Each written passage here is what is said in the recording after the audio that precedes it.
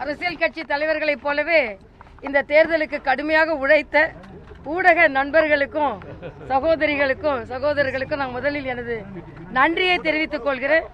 நாங்கள் மட்டும்தான் வெயிலில் அலையலை, எங்கள் கூட சேர்ந்து நீங்களும் அலைஞ்சிங்க மக்களுக்கு விழிப்புணர்வு ஏற்படுத்துவதற்கு. அதனால் உங்களுக்கு எனது நன்றியை தெரிவித்துக் கொள்கிறேன். தேர்தல் நேர்மையாக நடைபெற வேண்டும், அதன் மூலமாக நேர்மையாளர்கள் வெற்றி பெற வேண்டும் என்பதுதான் ஜனநாயகத்தின் நடைமுறை.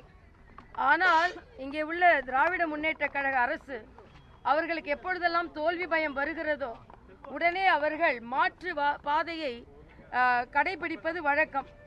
அதே போல தென் சென்னையிலும் அவர்கள் மயிலாப்பூரில் 13வது வாக்குச்சாவடியில் 122வது வட்டத்தில் 50 பேர் புகுந்து உள்ளே உள்ள ஏஜென்ட்டுகளையெல்லாம் அடித்து துரத்திவிட்டு கள்ள ஓட்டு போட முயற்சி செய்தார்கள். அதற்கு பின்பு அதை போலீஸ் அப்சர்வருக்கு எங்களது சகோதர செயலாளர் அண்ணன் கரைத்தே தியாகராஜன் அவர்கள் அதற்காக சென்று போலீஸ் அப்சர்வரை பார்த்த பின்பு சீஃப் ஏஜென்ட்டாக இருக்கின்ற அண்ணன் துணைத் தலைவர் கருநாகராஜன் போன்றவர்கள் எல்லாரும் அதற்காக கம்ப்ளைண்ட் கொடுத்ததுக்கப்புறம் போலீஸ் அப்சர்வரின் நடவடிக்கையினால் சில நடவடிக்கைகள் எடுக்கப்பட்டிருக்கிறது. ஆனால் அதற்கு முன்னாலேயே அவர்கள் எங்களது ஏஜென்ட்டுகளை வெளியே அனுப்பிவிட்டார்கள். 50 பேர் புகுந்திருக்கிறார்கள். அதனால் அந்த வாக்குச்சாவடியில் மறு வாக்குப்பதிவு நாங்கள் கேட்டிருக்கிறோம்.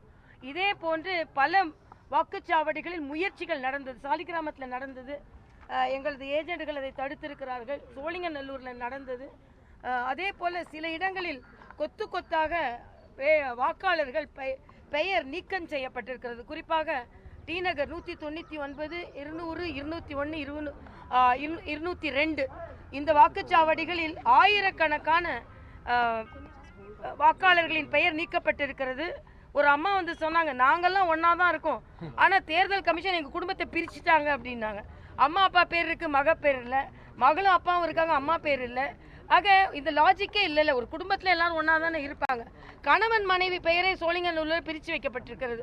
ஆக தேர்தல் கமிஷன் இதில் கொஞ்சம் கவனம் செலுத்தணும் அப்படின்றது எனது எண்ணம். ஆக திராவிட முன்னேற்ற கழகம் இதை போல் அராஜகத்தில் ஈடுபடக்கூடாது என்பதையும் நாங்கள் வலியுறுத்துகிறோம். இதான் நாங்கள் கொடுத்த பெட்டிஷன் அனுப்பியிருக்கோம். அதே மாதிரி தேர்தல் ஆணையத்திற்கு இன்னொரு வேண்டுகோள், வெள்ளிக்கிழமை தேர்தல் வைக்கிறாங்க. எல்லாரும் மனித இயல்பு தான், கூட 2 நாள் லீவு வருது அப்படின்னு வாக்கு சதவீதம் குறைந்து விடுகிறது. இதை ஒரு விடுமுறையாக எடுத்துக்கொள்கிறார்கள்.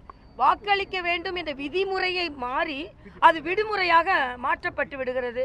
அதனால் நான் ஏற்கனவே ஒரு முறை தேசிய வாக்காளர் தினத்தன்று ஆளுநராக இருக்கும்போது நான் பேசினேன், வெள்ளிக்கிழமையும் திங்கக்கிழமையும் தயவு செய்து தேர்தல் நாளை நீங்கள் ஃபிக்ஸ் செய்யாதுங்க அப்படின்னு. ஏன்னா திங்கக்கிழமைனா சனி ஞாயிறு திங்கள் லீவ் எடுத்துகிட்டு போயிடுறாங்க, வெள்ளிக்கிழமைனா வெள்ளி சனி ஞாயிறு லீவ் எடுத்துகிட்டு போயிடுறாங்க. அதனால் நடுவில் புதனாவது வியாழனாவது வைப்பது நல்லது அப்படின்னு நான் ஒரு கோரிக்கை வைத்து அதை பரிசீலித்தால் நல்லதுன்னு நான் நினைக்கிறேன். அதே மாதிரி 100% வாக்குக்கு விளம்பரம் பண்ணுகிறார்கள், கோடிக்கணக்கில் அதற்கு செலவிட்டு இருக்கிறார்கள். ஆனால் அதற்கு எந்தவித பயனும் இல்லை என்பதை சென்னை போன்ற வாக்குப்பதிவுகள் நமக்கு காண்பிக்கிறது.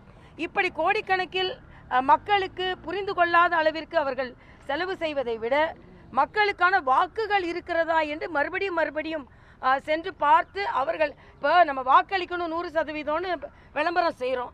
ஆனால் மக்கள் வாக்களிக்க வரும்போது உங்களோட பேர் இல்லை, அவங்க சொல்கிறாங்க நாங்கள் உயிரோடு இருக்கிறோம், இங்கே உயிர் இருக்கிறது பெயர் இல்லைன்னு சொன்னால் குடும்பத்தில் 2 பேர் இருக்குது, ஒருத்தர் பேர் இல்லை.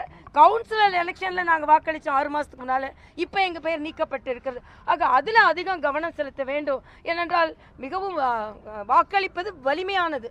ஆனால் அதில் வலியுடையது என்னன்னா, நான் வாக்குச்சாவடிக்கு போய் என்கிட்ட கார்டு இருக்குது, அடையாள அட்டை இருக்குது, ஆனால் என்னால் ஓட்டு போட முடியலை என்பது ஒரு வலியான விஷயம். இன்னொன்று, இந்த டெண்டர் ஓட்டு பற்றி கூட பல இடங்களில் தெரியல. சேலஞ்சு ஓட்டுன்னு ஒன்று இருக்குது. ஏன்னா நமக்கு வந்து வாக்குரிமை மறுக்கப்பட்டால் ஏற்கனவே நம்மகிட்ட பட்டியலில் இருந்ததுன்னா 49A வாக்குரிமை சட்டத்தை பயன்படுத்தலான்னு நமக்கு ஒரு தகவல் இருக்கிறது. ஆனால் அதையும் பல இடங்களில் மறுக்கப்பட்டது. இதெல்லாம் இன்னும் கொஞ்சம் நடைமுறைகளை அவர்கள் சரி செய்திருக்க வேண்டும். ஆனாலும் தேர்தல் ஆணையம் இவ்வளவு பெரிய திருவிழாவை சரியாக நடத்தி காண்பித்திருக்கிறார்கள். அங்கெங்கே ஒரு பிரச்சனைகள், அதற்கும் நாம் அவர்களுக்கு பாராட்டை தெரிவித்துக் கொள்வோம்.